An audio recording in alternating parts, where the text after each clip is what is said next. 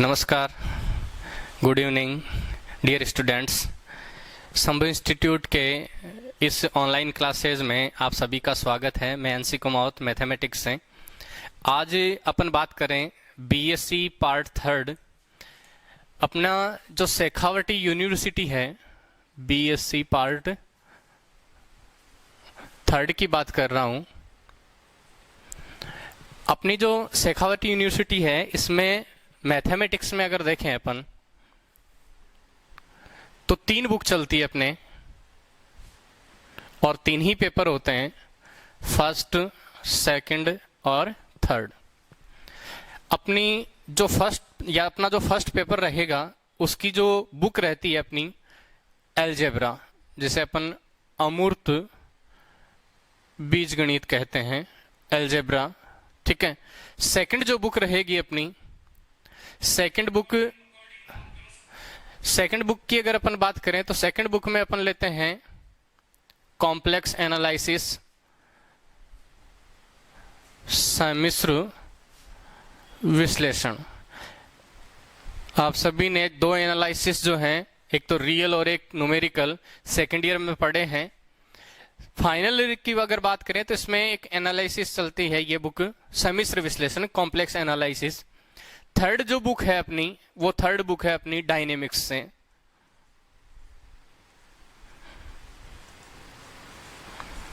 गति विज्ञान।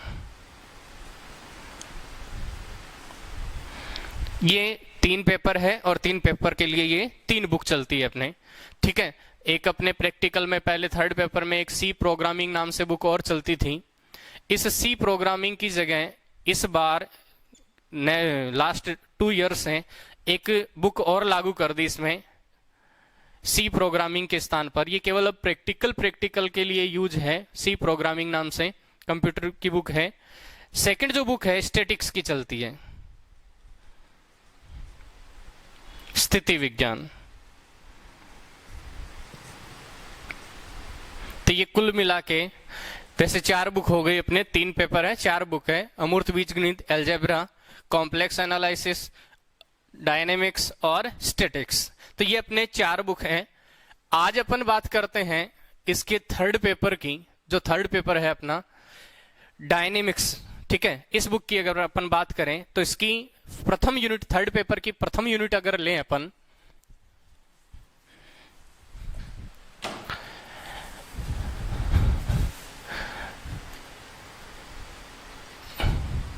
Unit first बात कर रहा हूं। बुक पेपर अपना ये जो है थर्ड पेपर है और उसकी फर्स्ट यूनिट की बात कर रहा हूं। बुक जो है अपनी वो डायनेमिक्स वाली है, गति विज्ञान। सबसे पहले अपन बात करें, देखो मैकेनिक्स की, कि डायनेमिक्स है, एक मैकेनिक्स की ब्रांच है। सबसे पहले अपन मैकेनिक्स की बात करें अगर,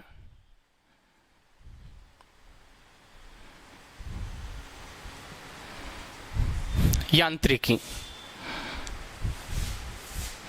क्या होता है, इसमें अपन क्या करते हैं। यांत्रिकी ये जो अपनी ब्रांच चलती है, साइंस की एक ऐसी ब्रांच है जिसके अंदर कोई कण है, कोई भी कण है, वो कण, उसके ऊपर बहुत सारे बल क्रियाशील, जैसे खुले स्पेस में अगर देखें अपन तो एक कण के ऊपर बहुत सारे बल अगर कार्यरत है स्पेस में अगर देखें तो किसी कण पर जितने भी बल पर जो भी बल कार्यरत रहते हैं, उन बलों का अपन अध्ययन करें। अब बल के कारण कण गति करता है, विराम अवस्था में रहता है, इन सभी बातों का अध्ययन जब करते हैं, वो अध्ययन करते हैं अपन मैकेनिक्स के अंदर। मतलब यांत्रिकी जो है वो विज्ञान की वो शाखा है, वो ब्रांच है जिसके अंदर किसी कण के ऊपर बल लग रहे हैं, क्रियाशील जितने भी बल हैं, उन बलों के कारण वो कण विराम अवस्था में है, गति कर रहा है, उन सभी अवस्थाओं का इसके अंदर अध्ययन किया जाता है। वो मैकेनिक्स होती है या यांत्रिकी होती है। अब अपन बात करें मैकेनिक्स में, तो मैकेनिक्स के अंदर इसके 2 प्रकार या 2 ब्रांच लेते हैं। मैकेनिक्स में भी, यांत्रिकी में 2 ब्रांच है इसकी। एक लेते हैं अपन डायनेमिक्स,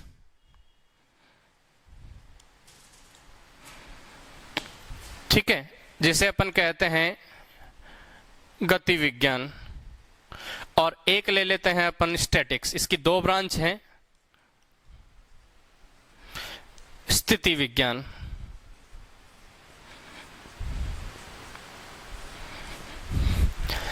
बात करें डायनेमिक्स की, गति विज्ञान की, तो गति विज्ञान नाम से ही पता लग रहा है, गति मतलब कि इसके अंदर ये मैकेनिक्स की वो ब्रांच है जिसके अंदर किसी कण पर अगर कोई बल क्रियाशील है या कई प्रकार के बल क्रियाशील है, उन क्रियाशील बलों के कारण उस कण में जो गतियां उत्पन्न होती है, जो भी गति उत्पन्न होती है, उन गति का या उन गति के बारे में, इन क्रियाशील बलों के कारण जो गति उत्पन्न होती है उनका अध्ययन करते हैं। तो वो गति या उस अध्ययन की जो ब्रांच है उसे अपन क्या कहते हैं, डायनेमिक्स कहेंगे। मतलब किसी कण पर जो बल क्रियाशील है, उन क्रियाशील बलों के कारण उसमें जो गतियां उत्पन्न होती है, कई प्रकार की गति पढ़ेंगे अपन, जो गति उत्पन्न होती है उसमें उन गतियों का अध्ययन करते हैं, वो ब्रांच कौन सी है, डायनेमिक्स है।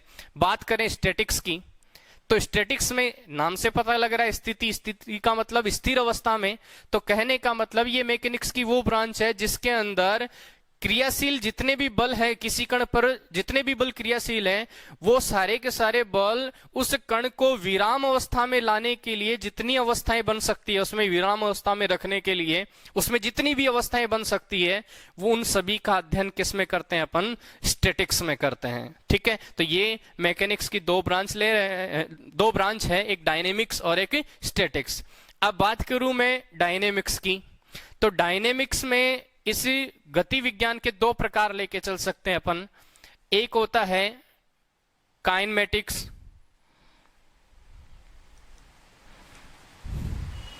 जिसे अपन कह सकते हैं शुद्ध गति की, और दूसरी जो ब्रांच ले सकते हैं अपन इसकी, काइनेटिक्स, बल गति की। डायनेमिक्स में अपन दो ब्रांच है इसकी, एक काइनेमेटिक्स और एक काइनेटिक्स। देखो शुद्ध गति की में और बल गति की में, काइनेमेटिक्स और काइनेटिक्स में क्या फर्क है। देखो काइनेमेटिक्स जो है शुद्ध गति की, इसके अंदर अगर कोई कण गति कर रहा है तो वो कण गति किस कारण से कर रहा है या किस बल से कर रहा है, इसके ऊपर कोई अध्ययन नहीं किया जाता। इसमें केवल गति या कोई कण जब गति कर रहा है उसकी केवल ज्यामितीय व्याख्या करते हैं अपन, डायग्रामली उसकी व्याख्या करते हैं अपन। बस उन कारणों पे अपन ध्यान नहीं देते कि किस कारण इस कण में गति उत्पन्न हो रही है, या कण में गति उत्पन्न होने वाले कारणों पर ध्यान नहीं दिया जाता, केवल उसकी ज्यामितीय व्याख्या की जाती है। और इसके साथ साथ इसमें केवल विस्थापन हुआ, त्वरण हुआ, वेग हुआ, उन सब की जानकारी इसमें ली जाती है। इसमें केवल अपन बल, जिन बलों के कारण गति उत्पन्न होती है उनके बारे में इसमें कोई जानकारी नहीं ली जाती। बस काइनेमेटिक्स बल गतिकी में उनकी गति के साथ साथ ये गति उत्पन्न किन कारणों से हुई है या किन बलों के कारण हुई है, उनका भी इसके अंदर अध्ययन किया जाता है। तो ये बल गतिकी में और शुद्ध गतिकी में फर्क है। तो काइनेमेटिक्स में केवल उनकी ज्यामितीय, गति की ज्यामितीय व्याख्या करते हैं, इसमें ज्यामितीय व्याख्या के साथ साथ किन कारणों से ये गति उत्पन्न हुई है उन सभी का भी इसमें अध्ययन किया जाता है। तो ये अपने पास में डायनेमिक्स, स्टैटिक्स, ये मैकेनिक्स की दो ब्रांच हैं। आज अपन बात कर रहे हैं डायनेमिक्स की। तो डायनेमिक्स में अपना जो पहला टॉपिक है, बात करें अपन गति के प्रकारों की, गति की बात की है अपन ने, गति विज्ञान, तो गति से लेते हैं अपन गति के प्रकार। अगर कोई कण गति कर रहा है तो उसमें कौन कौन सी किस किस प्रकार की गति कर सकता है, गति के प्रकार। पहले अपन लेते हैं सरल रेखीय गति।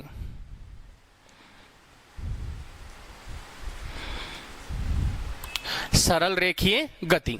अब सरल रेखीय गति की अगर बात करें अपन, तो सरल रेखीय गति में अगर कोई कण एक सरल रेखा में अगर गति कर रहा है, कोई भी कण है अगर किसी बल के कारण सरल रेखा में गति कर रहा है, तो वो गति कौन सी हो जाएगी, सरल रेखीय गति हो जाएगी।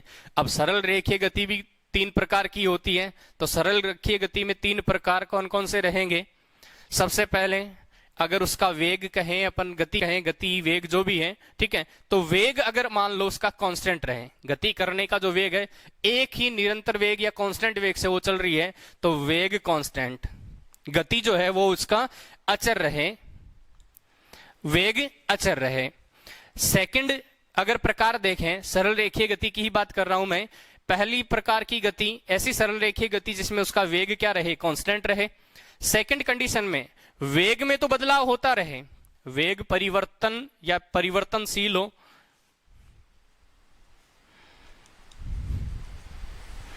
परंतु उसका जो त्वरण है, त्वरण क्या है इसके सॉरी, त्वरण जो है, त्वरण कांस्टेंट हो,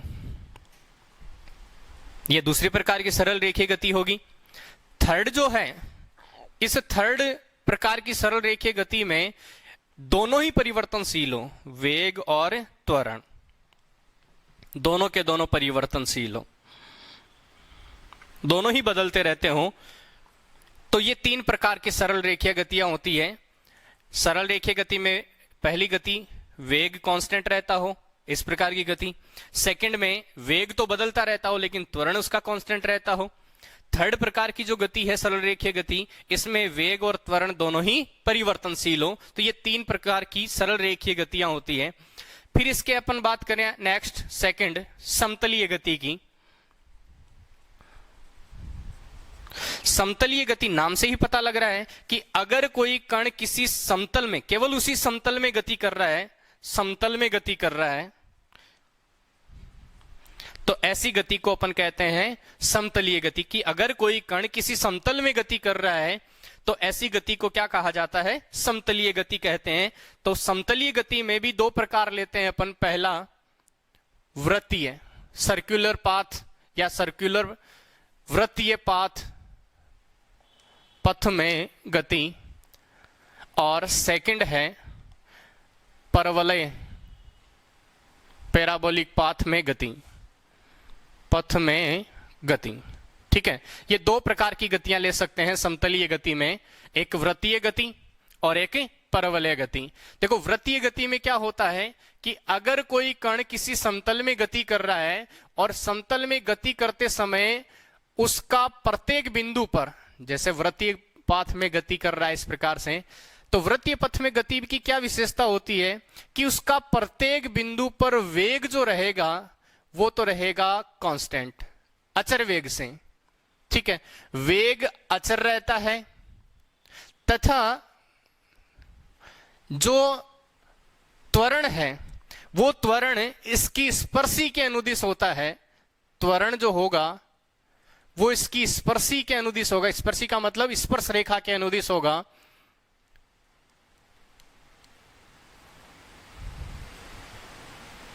ठीक है, वेग अचर होता है, सॉरी, वेग कांस्टेंट वेग से गति करता है और वेग जो है वो इसकी स्पर्शी के अनुदिश होता है और त्वरण जो है वो इसकी स्पर्शी के लंबवत होता है। ठीक है, तो यहां वृत्तीय पथ में जो गति करता है कण, उसमें अचर वेग से जब गति करता है, अचर वेग से गति करता है तो उसकी वेग की जो दिशा होती है वो तो होती है उसकी स्पर्शी के अनुदिश, और त्वरण की दिशा जो होती है वो त्वरण की दिशा होती है उसकी वेग के लंबवत दिशा में।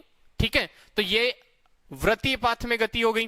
फिर है परवलय पाथ में गति। परवलय पाथ में अगर देखें कि कोई कण इस प्रकार से गति करता है कि उसका त्वरण या त्वरण की जो दिशा है, त्वरण तथा उसकी जो दिशा है वो दोनों की दोनों ही क्या रहती हो, कांस्टेंट रहती, तो ऐसी पोजीशन में स्थिर रहती हो, तो ऐसी पोजीशन में जो गति करते हैं उसको अपन क्या कहते हैं, परवलय पथ में गति कहते हैं। तो ये दो प्रकार की गति है, एक तो सरल रेखीय गति है और एक समतलीय गति है। दो प्रकार की गति हो गई। अब इसके बाद में कुछ और डेफिनेशंस की बात करें अपन, एक जैसे चाल है। चाल की अगर बात करें अपन, चाल और एक वर्ड आता है गति। देखो चाल और गति में थोड़ा सा फर्क है, या वेग कहें अपन गति के लिए, चाल और वेग। चाल अगर कोई गति कर रहा है तो उसके गति करने की जो दर है गति करने की जो दर है उस दर को क्या कहा जाता है? चाल कहते हैं। अब यहां पे गति करने की दर से मतलब है मेरा उसका केवल परिमाण से मतलब है, मतलब कौन सी उसकी स्पीड है या कितनी स्पीड है, केवल उसका परिमाण वो क्या दर्शाता है? केवल चाल दर्शाता है। वेग की अगर बात करें तो वेग में परिमाण के साथ साथ उसकी दिशा भी दर्शाते हैं अपन। दिशा में क्या रहेगा? जैसे पूर्व की ओर, उत्तर की ओर, ऊपर की ओर, नीचे की ओर। तो गति के परिमाण के साथ साथ, गति करने की दर मतलब परिमाण के साथ साथ परिमाण प्लस दिशा, दोनों अगर उसमें यूज आ रहे हैं, अपने पास परिमाण भी है और उसकी दिशा भी अपन दर्शा रहे हैं, तो ऐसी पोजीशन में वो क्या हो जाएगा? वेग हो जाएगा। और केवल दर की अगर बात करें, गति करने की अगर दर का पता लग रहा है तो वो क्या हो जाएगी? इसकी चाल हो जाएगी। ठीक है, अब यहां से चाल इन दोनों से ही पता लगा सकते हैं कि ये एक सदिश राशि है, मतलब इसमें दिशा की जरूरत पड़ती है, और ये एक अदिश राशि है, इसमें दिशा की जरूरत नहीं पड़ती। तो ये चाल और वेग में थोड़ा सा डिफरेंस है, बाकी है दोनों गति करने की दर ही, बस फर्क इतना है वेग में इसकी दिशा भी साथ में दर्शानी पड़ती है, लेकिन चाल में इसकी दिशा की जरूरत नहीं होती। तो ये चाल और वेग में डिफरेंस हुआ। इसके बाद में एक वर्ड आया अपने त्वरण, जैसे बीच में लिखा था अचर, त्वरण अचर रहता है। तो त्वरण क्या हुआ? तो त्वरण का मतलब है वेग में परिवर्तन की दर, वेग में परिवर्तन की दर। वेग में परिवर्तन की दर को अपन क्या कहते हैं? त्वरण कहते हैं। तो वेग में परिवर्तन अगर हुआ है तो वेग में परिवर्तन की दर क्या कहलाएगी? त्वरण कहलाएगी। एक वर्ड और आता है त्वरण का ही एक पार्ट है जिसे अपन कहते हैं मंदन। अब ध्यान देना, देखो वेग में परिवर्तन की दर है, वेग में परिवर्तन हुआ है, अब वो परिवर्तन बढ़ भी सकता है, कम भी हो सकता है। तो वेग में परिवर्तन अगर बढ़ रहा है तो वो त्वरण के रूप में लेते हैं अपन। एक मंदन की बात हो आती है, तो मंदन जो वर्ड है, मंदन का मतलब है कि अगर वेग में परिवर्तन हो रहा है लेकिन कमी आ रही है, वेग में परिवर्तन हो रहा है लेकिन उसमें कमी, ह्रास हो रहा है, तो ऐसी पोजीशन में उसको क्या कहते हैं? अपन मंदन कहते हैं। तो कहने का मतलब त्वरण और मंदन एक दूसरे के ऑपोजिट है। मंदन में वेग में परिवर्तन होता है लेकिन कमी होती है, ह्रास होता है, और त्वरण के अंदर वेग में जो परिवर्तन होता है उसमें बढ़ोतरी होती है, वो त्वरण है। तो यहां इनके मंदन की हो या त्वरण की हो, अगर अपन इकाई की बात करें, इनको नापने की इकाई की, तो अपन 3 पद्धतियों में जैसे लेते हैं, सीजीएस पद्धति है, एमकेएस पद्धति है, ठीक है, एफपीएस पद्धति है। तो सबसे पहले एफपीएस पद्धति में अगर इसके इकाई की बात करूं, इसके नापने किस इकाई में इसको मापा जाता है, तो वो होता है फीट प्रति सेकंड स्क्वायर। ठीक है, एफपीएस। फिर है सीजीएस पद्धति में अगर बात करें तो हो जाएगा सेमी प्रति सेकंड स्क्वायर, और एक एमकेएस पद्धति में अगर बात करें तो हो जाएगा मीटर प्रति सेकंड स्क्वायर। तो इस प्रकार से अपन, ये नॉर्मल सा इसका इंट्रोडक्शन था। ठीक है, तो ये तो था इसका एक सिंपल सा इंट्रोडक्शन। अब अपन बात करते हैं अपने पेपर में जो इंपॉर्टेंट टॉपिक अपनी यूनिट का रहता है, उस टॉपिक को लेते हैं अपन। ये तो कुछ परिभाषाएं थी जिनका यूज रहेगा अपना। अब अपन बात करें एक विशेष प्रकार की गति, सरल रेखीय गति है। एक विशेष प्रकार की गति की अगर बात करें, जिसे अपन गए सिंपल हार्मोनिक मोशन, सरल आवर्त गति, सिंपल हार्मोनिक मोशन, जिसे अपन शॉर्ट में एसएचएम कहते हैं। ठीक है, सरल आवर्त गति। तो सबसे पहले बात करूं मैं, सरल आवर्त गति कहते किसे हैं, कैसी गति होती है जिसको अपन सरल आवर्त गति कहते हैं। तो बात करें अपन कि अगर कोई कण सरल रेखा में इस प्रकार गति करता है, जैसे मान लो एक सरल रेखा हो गई है, इस सरल रेखा में कोई कण है, वो इस प्रकार से गति करता है, तो इस प्रकार से गति करते समय ये बिंदु है, जैसे मैंने एक बिंदु लिया, ये फिक्स बिंदु है O, यहां मैंने बिंदु ले लिया A डैश और यहां बिंदु ले लिया A। सिंपल हार्मोनिक मोशन की बात कर रहा हूं मैं, सरल आवर्त गति, कि कोई कण अगर किसी सरल रेखा में गति कर रहा है तो गति करते समय या गति कर रहा है तो उसके किसी बिंदु पर, कोई भी बिंदु है, उसके किसी बिंदु पर, जैसे मैंने ये बिंदु ले लिया P, उसके किसी बिंदु पर कण का जो त्वरण है, उसके किसी बिंदु पर कण का त्वरण उस रेखा पर किसी निश्चित बिंदु से, तो रेखा पर निश्चित बिंदु कौन सा हो गया? ओ, रेखा पर स्थित किसी निश्चित बिंदु से जो दूरी है, ये दूरी ले ली मैंने अक्ष, दूरी के सदैव समानुपाती हो। मतलब ध्यान से समझना थोड़ा सा, अगर कोई कण किसी सरल रेखा में गति कर रहा है और गति भी इस प्रकार से कर रहा है कि उसकी किसी बिंदु पर या उसका किसी बिंदु पर, ये मैंने बिंदु लिया, उसका किसी बिंदु पर त्वरण उस रेखा पर स्थित किसी निश्चित बिंदु से जो दूरी है, दूरी के सदैव समानुपाती हो। मतलब कि किसी बिंदु पर त्वरण जो है वो समानुपाती हो किसके? किसी निश्चित बिंदु से इस बिंदु की दूरी के। तो दूरी कौन सी हो गई? एक्स। कि उसका किसी बिंदु पर त्वरण हमेशा ही किसी बिंदु पर त्वरण उस बिंदु की एक निश्चित बिंदु से दूरी के सदैव समानुपाती हो। तो ऐसी कंडीशन में वो जो कण गति कर रहा है वो गति कौन सी कहलाती है? सरल आवर्त गति कहलाती है। एसएचएम कहते हैं इसको, सिंपल हार्मोनिक मोशन। तो डेफिनेशन का थोड़ा सा ध्यान में देना। मैं यहां पे ये कह रहा हूं कि अगर कोई कण किसी सरल रेखा में इस प्रकार से गति कर रहा है कि उसकी किसी निश्चित या उस कण का किसी निश्चित बिंदु पर त्वरण जो है वो उस बिंदु का एक निश्चित बिंदु से दूरी के सदैव समानुपाती हो। कौन? त्वरण। तो ऐसी कंडीशन में जो कण गति करता है वो क्या कहलाता है? सरल आवर्त गति कहलाती है। ये जो गति कहलाती है वो सरल आवर्त गति कहलाती है। तो यहां पे मैं बात कर रहा हूं त्वरण जो है वो समानुपाती है किसके? अक्ष के। यहां त्वरण अपन कहते हैं कि जैसे सबसे पहले अपन त्वरण की अगर बात करें तो त्वरण में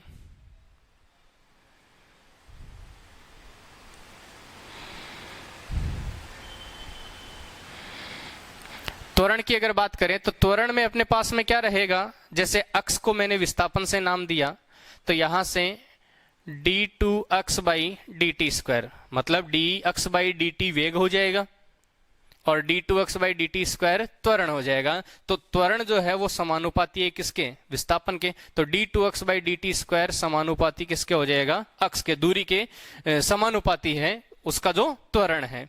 अब यहां समानुपातिक नहीं है। अब इसकी दिशा की अगर बात करें तो इसकी जो दिशा है वो हमेशा उस स्थिर बिंदु की ओर दिष्ट होती है। मतलब यहां पे ये जो सरल आवर्त गति रहती है इस त्वरण का मान इसकी दूरी के सदैव समानुपाती होता है और इसकी जो दिशा होती है वो दिशा हमेशा इस निश्चित बिंदु की ओर दिष्ट होती है, इसकी ओर ही निर्दिष्ट होती है ये।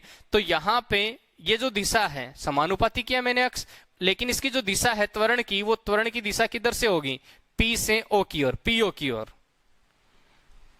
ठीक है। अब मैं बात कर रहा हूं यहां समानुपाती नियत, ये जो समानुपाती अपने पास में ऑपरेटर दे रखा है इसको हटाने की, तो जब जैसे ही समानुपाती का जो चिन्ह हटाते हैं अपन एक कांस्टेंट काम में लेते हैं तो d2 अक्ष बाई dt स्क्वायर, अगर मैं इसकी जगह इक्वल का साइन लें तो इक्वल क्या आ जाएगा? मैं म्यू काम में ले रहा हूं, म्यू, और ये क्या कहलाएगा? अक्ष। ये म्यू अक्ष हो जाएगा। म्यू अक्ष के बाद अब यहां पे इसकी भी जो दिशा है अभी P से O की ओर ही है, PO की ओर। ठीक है। अब यहां अगर मैं इसकी दिशा चेंज करके O से P की ओर करें तो हमको पता है सदिश राशि में जब भी दिशा परिवर्तित कर दी जाती है तो उसका साइन चेंज हो जाता है। तो यहां से बनाएगा अपने पास में d2 अक्ष by dt square equal minus mu अक्ष। ये सरल आवर्त गति का समीकरण कहलाता है जिसे अपन कहते हैं सरल आवर्त गति का समीकरण। ये जो है d2 अक्ष by dt square equal minus mu अक्ष, ये सरल आवर्त गति का समीकरण कहलाता है। तो आप यहाँ पे ये जो म्यू है ये कांस्टेंट है, ठीक है, ये एसएचएम का नियतांक कहलाता है, सरल आवर्त गति का नियतांक कहते हैं इसको अपन। अब दूसरी बात अपन करें कि जैसे ही कोई कण गति करता हुआ जिस एक विराम अवस्था में आता है, कोई भी विराम अवस्था में, चाहे यहाँ पे लास्ट स्टेज ये है कि जब कोई गति करता हुआ कण जिस विराम अवस्था में आता है, कोई भी विराम अवस्था इधर या इधर, विराम अवस्था की जो उसकी दूरी होती है, निश्चित बिंदु से जो दूरी होती है वो कहलाता है कण का आयाम। कण का आयाम, या गति का आयाम कह सकते हैं अपन इसको, गति का आयाम। क्या है गति का आयाम, किसे कहते हैं? तो किसी भी विराम अवस्था वाली पोजीशन से या विराम अवस्था वाले बिंदु की निश्चित बिंदु से जो दूरी होती है वो दूरी क्या कहलाती है? गति का आयाम कहलाती है। और इसको सिंपली रूप में अपन किससे दर्शाते हैं? स्मॉल ए से दर्शाते हैं। तो ये सरल आवर्त गति के बारे में, कि सरल आवर्त गति कहते किसे हैं? तो सबसे पहली बात कि कोई कण अगर सरल रेखा में गति कर रहा है तो सरल रेखा में गति करते हुए उसका किसी बिंदु पर, कोई भी बिंदु जैसे पी लिया, उसका किसी बिंदु पर त्वरण उस रेखा पर स्थित किसी निश्चित बिंदु से दूरी के सदैव कैसा हो? समानुपाती हो। तो ऐसी कंडीशन में जो कण गति करता है वो क्या कहलाती है? सरल आवर्त गति कहलाती है। तो मैंने यहाँ त्वरण समानुपाती किसके लिया है? दूरी के। तो दूरी मैंने अब अक्ष लिए। त्वरण के लिए अपने विस्थापन में परिवर्तन, वेग में परिवर्तन, तो यहाँ विस्थापन में डबल परिवर्तन हुआ। तो d2x/dt² समानुपाती किसके? अक्ष। अब बात करें इसकी दिशा की, तो त्वरण की जो दिशा है वो उस निश्चित बिंदु की ओर ही अग्रसर होती है या निर्दिष्ट होती है। तो यहाँ से P से O की ओर, यहाँ जब जैसे ही मैंने ये समानुपाती जो चिन्ह है इसको हटाया तो यहाँ पे अपन ने इक्वल लिया है, और इक्वल के साथ में यहाँ कांस्टेंट काम में लेते हैं तो d2x/dt² इक्वल μx हो जाएगा। यहाँ सरल आवर्त गति के लिए जैसे इसकी दिशा चेंज O से P की ओर करें अपन, O से P की ओर, तो ऐसी पोजीशन में इसका जो साइन है वो चेंज हो जाएगा, ये माइनस μx आ जाएगा। तो d2x/dt² इक्वल माइनस μx, ये सरल आवर्त गति का क्या कहलाता है? समीकरण। और एक इसकी विशेष कंडीशन अगर लें कि मान लो कण का अगर द्रव्यमान अगर m हो, स्मॉल m जिसे कहें, तो ऐसी पोजीशन में कण की गति का समीकरण क्या हो जाएगा? सरल आवर्त गति का समीकरण d2x/dt² इक्वल माइनस μmx। ये अगर कण की या कण का द्रव्यमान अगर m हो तो ये d2x/dt² इक्वल माइनस μmx, ये कण की गति का समीकरण हो जाएगा। तो ये सरल आवर्त गति है। इसके बारे में सिंपल सा इंट्रोडक्शन। अब अपन इसके बारे में या इसके कुछ क्वेश्चंस के बारे में बात करेंगे। ये सरल आवर्त गति की विवेचना करेंगे कि ये किस प्रकार से गति कर रहा है, कौन से बलों के कारण गति कर रहा है। तो इन सभी की जानकारी अपन इसके नेक्स्ट वीडियो में लेंगे। Thank you.